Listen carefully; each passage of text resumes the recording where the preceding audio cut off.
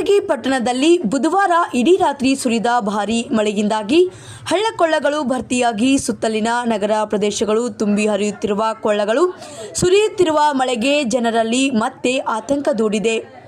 ನಗರದ ಚಿಕ್ಕಜೇವರ್ಗಿ ಹಳ್ಳ ರಾತ್ರಿ ಇಡೀ ಧಾರಾಕಾರ ಮಳೆ ಸುರಿದು ಹಲವೆಡೆ ಮನೆಗಳಿಗೆ ನೀರು ನುಗ್ಗಿ ಹೊಲ ಗದ್ದೆಗಳು ಸಂಪೂರ್ಣವಾಗಿ ಜಲಾವೃತಗೊಂಡಿದ್ದು ಕೆಲವೆಡೆ ಮನೆಗಳು ಕುಸಿದು ಬೀಳುವಂತಹ ಪರಿಸ್ಥಿತಿ ನಿರ್ಮಾಣವಾಗಿದೆ. ಅಷ್ಟೇ ಅಲ್ಲದೆ ನಗರ ಪ್ರದೇಶದಲ್ಲಿರುವ ಸೇತುವೆಗಳು ಭರ್ತಿಯಾದ ಮಟ್ಟಿಗೆ ನೀರು ಹರಿಯುತ್ತಿರುವುದನ್ನು ಕಂಡು ಹಳ್ಳದ ಅಕ್ಕಪಕ್ಕದ ಮನೆಗಳಲ್ಲಿ ನೀರು ನುಗ್ಗಿ ಕುಸಿದು ಬೀಳುವಂತಹ ಆತಂಕ ಸೃಷ್ಟಿಸಿದೆ. ಬುಧವಾರ ಸಂಜೆ ಎಡಬಿಡದೆ ಸುರಿಯುತ್ತಿರುವ ವರ್ಷಧಾರೆ ಬುಧವಾರ ರಾತ್ರಿ ಇಡೀ ಸುರಿದ ಭಾರೀ ಮಳೆಯಿಂದಾಗಿ ಹಲವು ಭಾಗಗಳಲ್ಲಿ ಜನಜೀವನ ಅಸ್ತವ್ಯಸ್ತಗೊಂಡಿದೆ.